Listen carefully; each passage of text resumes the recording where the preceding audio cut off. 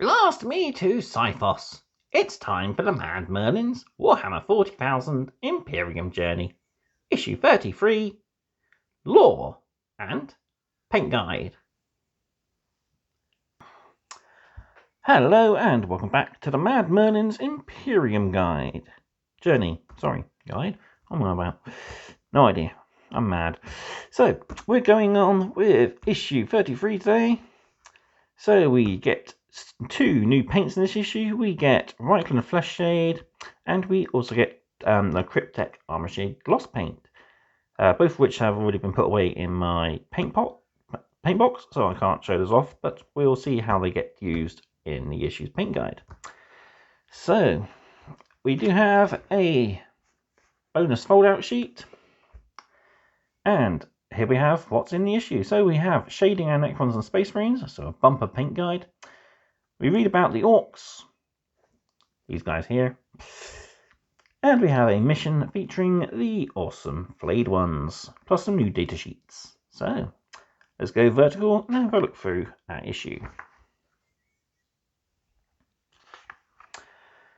So in issue 33 we get orders from the Forge World and Tomb World ambitions, so 2 new pieces of background for our factions. So the Adeptus Mechanicus and the Necrons. So we expect to see something similar to these when we get to the Sisters and return to the Space Marines.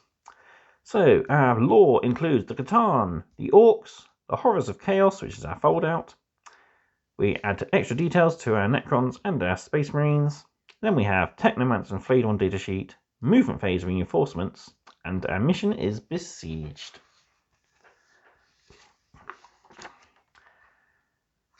So, the orders from the Forge World is basically you choose which of the 4 factions within the Adeptus Mechanicus you want to be. I've gone for the Genitors. And then on the opposite side of this page, we have a table where you roll and see what your overall mission is. So, we are basically a Xenology force, and we're going to be capturing and taking back some Necrons and figuring out how they work. So, this article is designed to provide overarching goals for your Adeptus Mechanicus force to attempt to carry out and battle against the Necron foes. These missions may include a wide range of tasks from gathering lost technology or destroying certain foes to gathering Xenos material. On the back here we have basically a quick rundown of what each of the different holy orders are. So the Genitors, those who belong to the ranks of the Genitors, seek to become experts in biology. Their research often focuses on genetic manipulation, chemical enhancement, and other methods of bolstering mind and body. And then we have a D3 table, so we either got the option of examine the stilled, so recover survivors afflicted by the stilling so that they may be studied in laboratory conditions. Xenology, so the Necrons were once flesh and blood, recover samples of Necron technology and architecture for closer study. And 3, Skitarii evaluation, test your enhanced Skitarii in as many environments as possible and report upon their effectiveness. So we've got tables for each of the different major holy orders there. Come on. And we have one for the Necrons. So the Necron nobility have awoken from the great sleep determined to restore their empire to its former glory. Many cling to the same codes of honor and methods of making war that they utilized when they were beings of flesh and blood. So you got 3 choices of how your Necron Overlord is going to work. He's either going to be a conquest, so looking to regain his lost empire, out for personal glory, or out to just exterminate everybody. I've gone for personal glory, as that's what I think of when I consider my Necrons of the Saltec. Lots of them have the attribute that they are rather proud and great, sort of the side of the Necron Empire. So my strategy is to take them alive, which again would fit very well if I was using my favourite overlord, Nemazor Zandrek, who likes to actually capture his enemies and take them back as prisoners. So we've got D6 tables here. So you've got Conquest, If you've chosen to take P Conquest, you'd roll on this table. If you've gone for personal glory, you roll on this one. So my choice would have been either single combat, so no one can stand against your nobility, engage the enemy commanders in single combat and uphold your honour. Reckless arrogance, your legions must be inspired. Your nobles must enter the fray and destroy the enemy battle line. Refuse to yield, our dynasty does not retreat in the face of vermin, fight to the last, and send our foes to their graves. 4. Crush their works to dust, our might is measured by our conquests. Storm their fortresses and tear down their walls. 5. Take them alive. Why slaughter your foes when they may build wondrous monuments in your honour? Take them alive. And plundering riches. There is no substitute for wealth. Seize the mineral resources of the Ramesses system. So, some rather nice fun tables. You can easily photocopy and do this multiple times if you want. You can even, once you complete one task, you can roll again and continue adding to your ambitions if your overlord does get very ambitious, like mine would. So moving on to our lore, we've got the C'tan. So the C'tan were once gods among the stars, possessed of powers the like of which no mortal race could hope to wield. Now they exist only as fragmented shards, imprisoned within the eldritch machinery of the Necrons, forced to serve the very same race whose souls they once obliterated. So this goes into more detail about how the C'tan brought about the fall of the Necron race and the war with the Old Ones. We got the Tesseract Vaults here, which are used to gather and harness the shards of the C'tan. And then we have 3 of the individual C'tans themselves. So we've got the C'tan Shards of the Deceiver. So Mephetran the Deceiver was one of the most deceitful of the C'tan and was prime in getting the Necron tier to abandon their flesh and blood state. He uses basically illusions and misdirection to beguile his enemies. So we've got the C'tan Shard of the Nightbringer, or Azagorod. So he's basically a very Grim Reaper-esque looking. His image has been used within various different other cultures of primitive races within the galaxy. And then we have the C'tan Shard of the Void Dragon, who basically absorbs other machinery around and adds to himself getting stronger and stronger.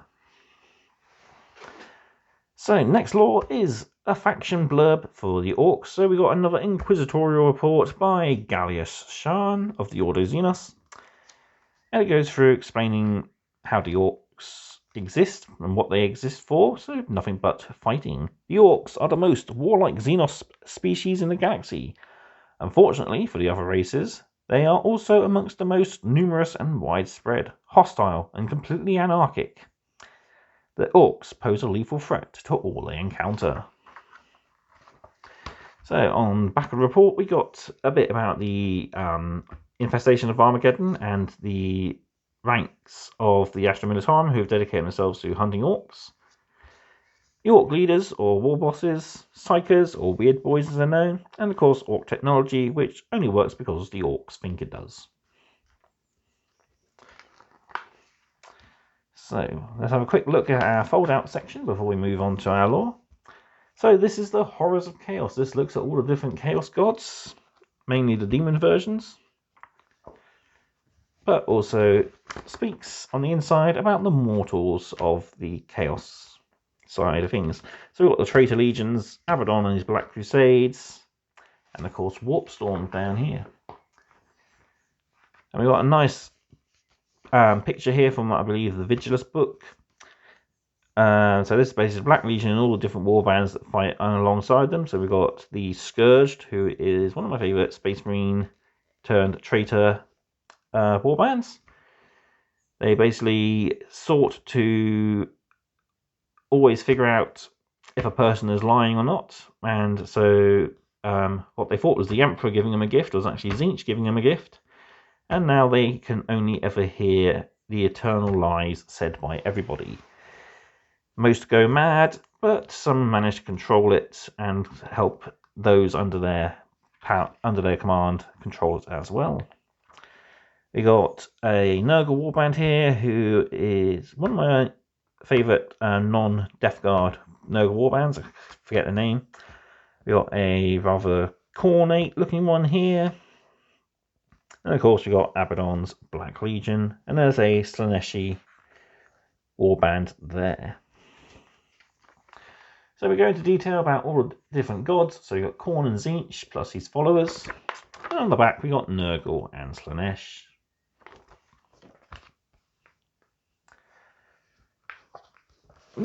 Back to our magazine then, we're going to look at the paint guides next. So we learn how to apply shade paints to our Necrons. So first off we start with Nuln Oil, which goes on anything we've painted Leadbelcher. So that includes our flayed one's claws, all the guns and blades, any other metal pieces on the models, including the Overlord's cloak and his loincloth, and the staff and the Technomancer. We then use our brand new Cryptek Armor Shade Gloss to apply to all the areas of Runelord Brass. And we also put Nuln Oil right onto the inside after the armor shade has dried to make it look a little bit more deeper and darker. Next up we use our Reikland Flesh Shade, and we're putting this over the flayed skin on the flayed ones and any gold details on our characters. Then we're also putting Reikland Flesh Shade over the areas that we've previously painted with, what's the word? Canoptic Alloy, that's the one.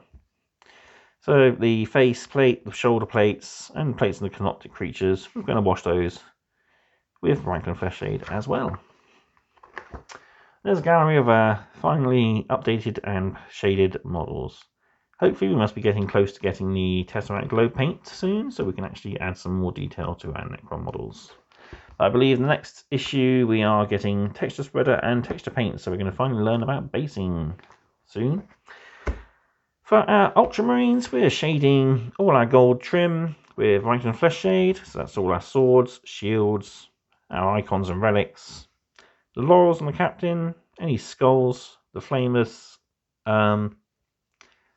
nozzles, and of course any exposed areas of flesh. And that is pretty much it. And there's a nice little gallery showing our librarian, our captain, our lieutenant, sergeant, and our aggressor sergeant as well. So we've got some rules to look at, but that'll be in the playthrough on my next video. So that's everything for issue 33 so far. I'd like to take this opportunity to thank you all for watching. Be sure to like, comment, share and subscribe. If you'd like to help the channel out, there's of course all my social media links, affiliate links and my Buy Me a Coffee channel in the description down below. Of course, anyone supporting me on Buy Me a Coffee will be the first to know of future videos and any other future projects. So I will see you next time then for some more mad content. Goodbye.